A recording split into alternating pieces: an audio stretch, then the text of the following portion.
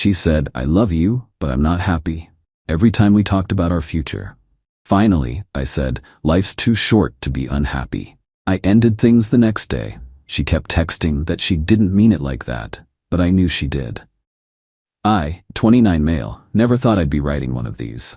But here we are at 2:47 a.m. and I need to get this off my chest before I lose my mind. Sarah and I had been together for 6 years. Met in college, moved in together after graduation, the whole 9 yards. Everyone thought we were perfect. Hell, I thought we were perfect. Until about 8 months ago when she started saying it. I love you, but I'm not happy. First time she said it, we were looking at engagement rings online. I'd saved up for months, had the browser tabs open, asking her preferences. She glanced at the screen, sighed, and dropped that bomb. What do you mean? I asked. Nothing, just, I don't know. Forget it. But she kept saying it. Every single time we talked about the future. Looking at houses, I love you but I'm not happy. Planning a vacation for next year? Same thing. My sister's wedding where everyone kept asking when we'd tie the knot? You guessed it. I tried everything. Couples therapy. She went twice, then said it wasn't helping. Date nights, surprises, talking, not talking, space, no space, nothing worked. Then 3 weeks ago, I found out why she wasn't happy. Her phone buzzed while she was in the shower. A Venmo notification from someone named Derek C. The message? For last night, worth every penny as always. My stomach dropped. I knew I shouldn't, but I went to the Venmo app. His feed was public. A classic move for a guy trying to look popular and in demand, I guess. I scrolled through. Derek C. to Sarah. Every week, sometimes twice, all with late-night timestamps and cryptic messages. Thanks for everything. Can't wait for next time. You're amazing. My search history became a deep dive into this guy's digital footprint. It was all there, hidden in plain sight. When she came out of the shower, I was sitting on the bed, trying to keep my hands from shaking. Who's Derek? She froze, just for a second, then laughed. Oh, from work. We grab drinks sometimes with the team. Every week? Not every week. Why are you being weird? Classic deflection. I'd learn later this was her go-to move. I let it go. But I didn't forget. Started paying attention.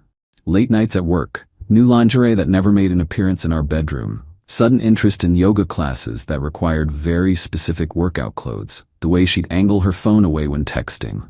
2 weeks ago, she did it again. We were at dinner, talking about renewing our lease. I love you, but you're not happy. I know. She looked surprised. I'm just going through something. For 8 months? Why are you being like this? Like what? Concerned that my girlfriend of 6 years tells me she's unhappy every time we discuss our future but won't tell me why? She started crying. Real tears. I felt like an ass. Reached for her hand. She pulled away. Maybe we need a break, she said. Those words hit different when you've been sharing a bed with someone for 4 years. But you know what? I was tired. So tired. You're right, I said. Life's too short to be unhappy. Her tears stopped. Wait, what? I'll start looking for a new place tomorrow. I didn't mean, that's not what I... Can we talk about this? We've been talking for 8 months, Sarah. I moved out 4 days later, crashed with my brother. She texted constantly. You misunderstood. I didn't mean it like that. Can we please talk? I love you. Please come home. But here's where it gets interesting. Remember Derek? Turns out he's not from her work. He's her personal trainer. The one she'd been seeing for private sessions because the gym was too crowded. The one she paid $200 a week for specialized training. How do I know? Because Derek's girlfriend reached out to me yesterday. Yeah, his girlfriend. She found my Instagram through Sarah's tags, sent me screenshots, their texts, the photos, the videos, 8 months of training. 8 months of, I love you but I'm not happy. 8 months of making me feel like I was the problem. The girlfriend and I compared notes. The late night work drinks, training sessions at Derek's apartment. The yoga classes, more Derek. The weekend she visited her sick mom, beach trip with Derek. But here's the kicker. Sarah wasn't Derek's only client getting specialized training. The girlfriend found at least 3 others, all paying premium prices. All thinking they were special. So what did I do with this information? Nothing dramatic, nothing illegal, just the truth. I forwarded everything to Sarah.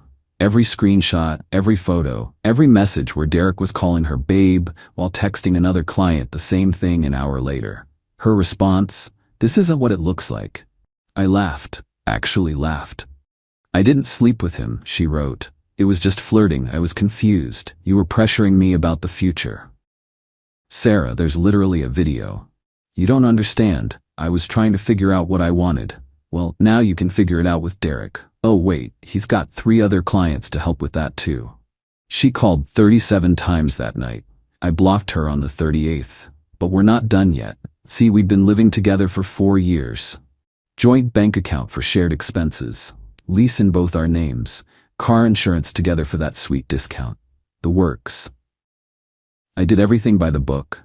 Removed myself from the lease, thank God for understanding landlords. Separated the finances. Even left her the couch she picked out, because I'm not that petty. What I didn't do, tell our friend group, or her family, or anyone really.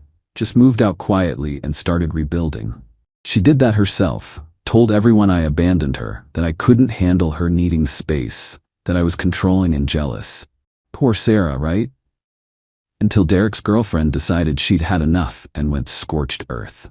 Posted everything in the neighborhood Facebook group, the one with 5,000 members, the one where Sarah's mom is an admin. Warning, local personal trainer Derek C. running romance scam. The post went viral. Local news picked it up. Turns out Derek wasn't even certified. Just a guy with abs and a good smile charging desperate women premium prices for attention and affection. The girlfriend's words, not mine. Sarah's mom called me yesterday, apologizing. Said Sarah told her I was the one who cheated, that I was emotionally abusive, that I was the reason she was seeking comfort elsewhere. "Mrs. Patterson, I'm not going to badmouth your daughter, but I think you should ask her about the money she spent on personal training in the last 8 months. Silence. Check her Venmo history, it's public. More silence. "I'm so sorry, honey." Don't be. Life's too short to be unhappy, right? Update 1. Things got worse. It's been a week since I posted this. Thought that was the end of it. I was wrong. Sarah showed up at my brother's place at 3 a.m., drunk and crying, banging on the door, screaming my name. The neighbors called the cops. I went outside to talk to her before they arrived. "Big mistake. You ruined my life," she slurred. "Everyone knows my mom won't talk to me. I got fired." "You got fired?" Someone sent the Facebook post and the news article to my boss. Said my conduct was a serious ethical concern. My job is in finance. They said the optics of financial deception were a problem. I felt bad for exactly 2 seconds. Then I remembered the 8 months of "I love you but I'm not happy." "Sarah, you need to go home." "I am home. You're my home." The cops arrived. Gave her a warning for disturbing the peace. My brother drove her back to the apartment because I'm not a complete monster. But before she left, she said something that chilled me. "This isn't over. You don't get to just walk away from 6 years." I thought it was drunk rambling. Again, I was wrong. Next day, I got a fraud alert from my credit card company. Someone had tried to make a $3,000 purchase at a jewelry store. On the card we'd shared for emergencies, the one she was still an authorized user on. I called the company immediately, but she'd already hit 3 other stores, maxed out the $5,000 limit, designer bags, shoes, a new iPhone. I filed a report. The credit card company was blunt. "She's an authorized user," they said, "so legally it's not fraud. You're liable for the charges." They removed her from the account, but the damage was done. Turns out authorized user is just another way of saying primary account holder gets screwed. I was on the hook for every last cent. But she wasn't done. Oh no, not even close. A mutual friend, Cody, called me that night. "Dude, did you really steal 50 grand from Sarah?" "What?" "She's telling everyone you drained her inheritance before you left. Said that's why she had to use the credit card." My blood ran cold. "Cody, we had a joint account with maybe $3,000 in it. I took half. I have the bank statements." "She's showing people screenshots, man, of some investment account. Her dad died 3 years ago, left her $50,000. I remember begging her to save some to invest it. She told me to stop being controlling about her money and got real secretive about where it went. Now she was claiming I stole it. I called my lawyer friend, Jessica. Explained everything. "She's building a narrative," Jessica said, "making you look financially abusive. probably setting up for a civil suit. For money that doesn't exist? Doesn't matter if she can make people believe it did. What do? Document. Everything. Every transaction, every text, every email. Start now. I spent the next 48 hours pulling receipts, bank statements going back 3 years, Venmo history, credit card records, found some interesting things, like the $1,200 she sent to someone named Crystal S. with the message, "Thanks, babe," 2 years ago, or the cash withdrawals every Friday night when she was supposedly at book club, or the separate savings account I didn't know about with $15,000 in it. Yeah, she had money. Just not the money she claimed I stole. But the real kicker?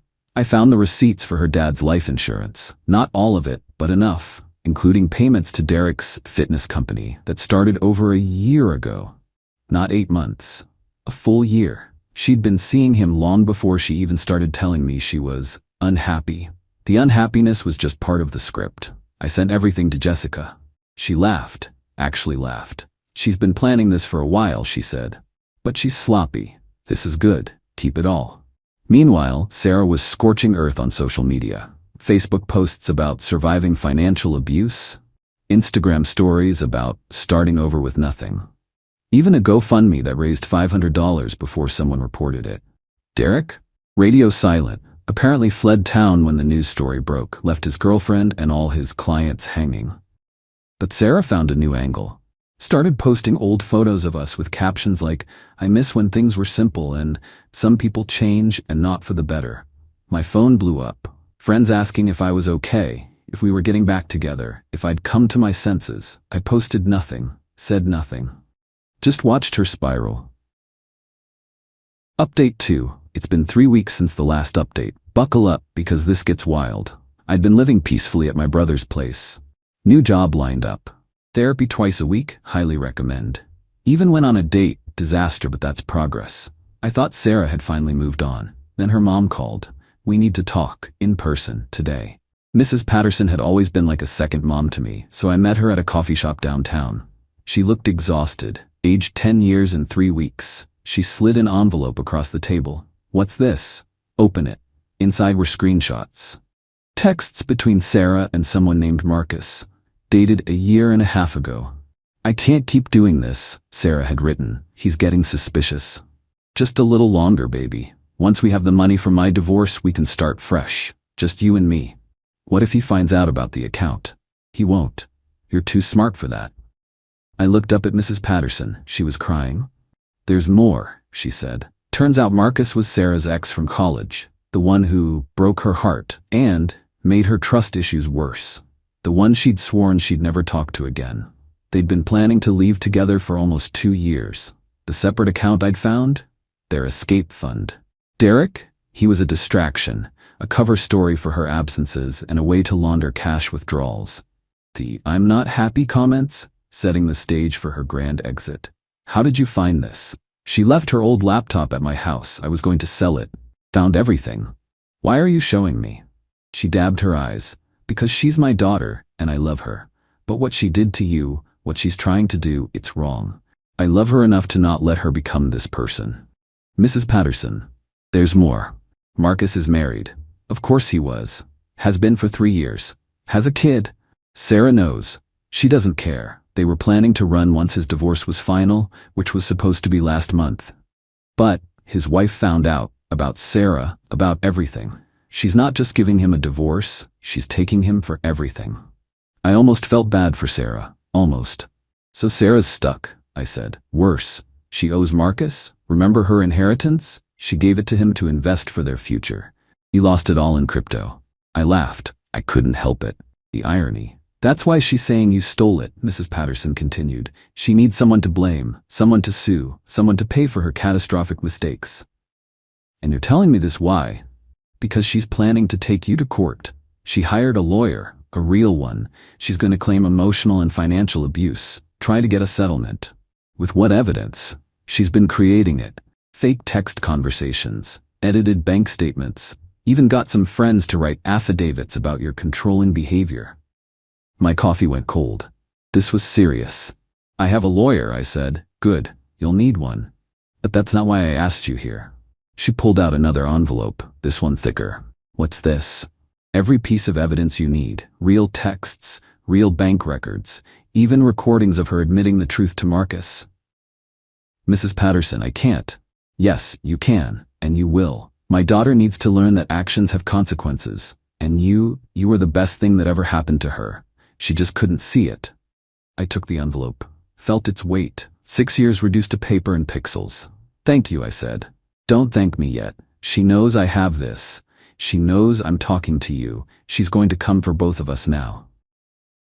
She was right. That night, Sarah posted on Facebook a long, rambling message about toxic family members and parents who choose sides, and blood isn't always thicker than water. She'd thrown her own mother under the bus. But remember Jessica, my lawyer friend? She was ready.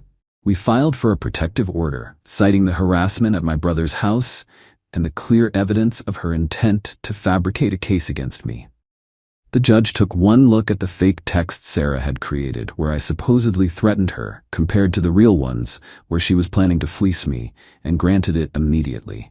Sarah was served at her gym, in front of everyone, including her new personal trainer. Yeah, she'd already found a replacement for Derek. Update 3, the final update. It's been 2 months since everything exploded. 2 months since I said life's too short to be unhappy, and meant it. Here's where everyone ended up. The civil suit? Dismissed. Sarah's lawyer dropped her after seeing our evidence. Apparently, fabricating evidence is frowned upon in legal circles.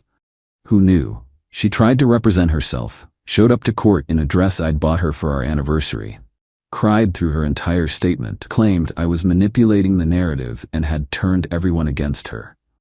The judge asked for evidence. She presented the fake texts, we presented the real ones, including one where she literally wrote to Marcus, "I'll make him look like an abuser. Who are they going to believe?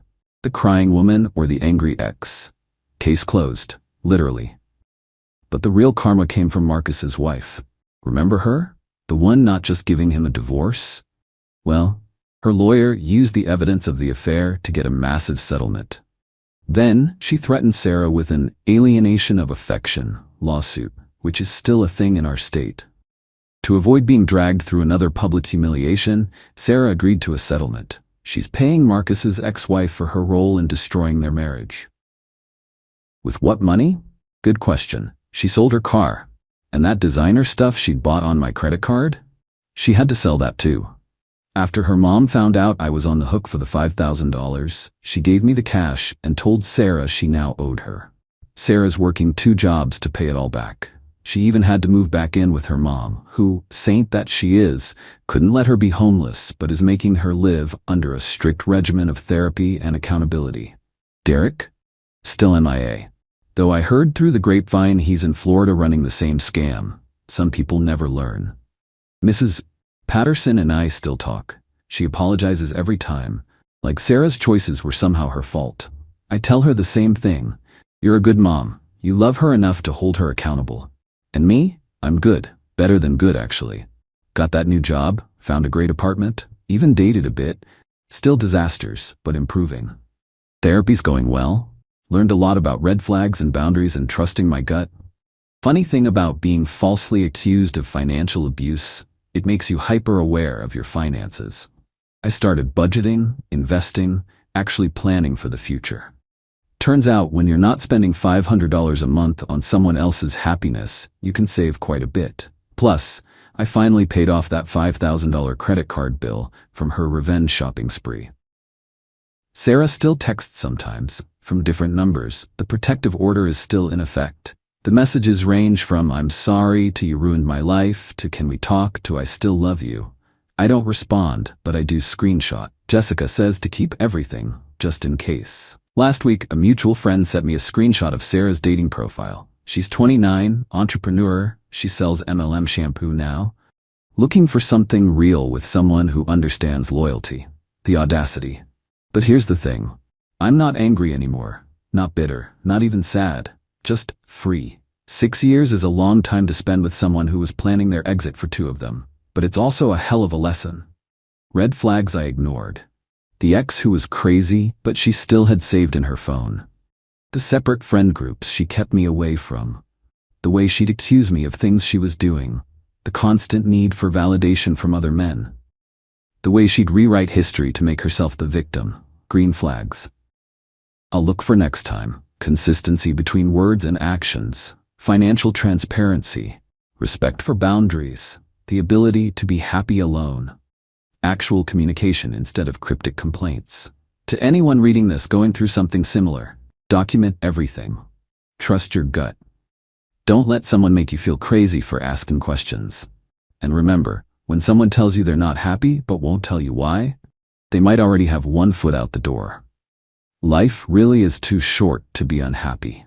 But it's also too short to be someone else's placeholder while they plan their escape. Sarah, if you're reading this, and I know you are, you still check my Reddit, I hope you find whatever it is you're looking for. But more importantly, I hope you figure out who you are when you're not playing a role for someone else. And to Derek's next clients, in Florida, check if he's actually certified.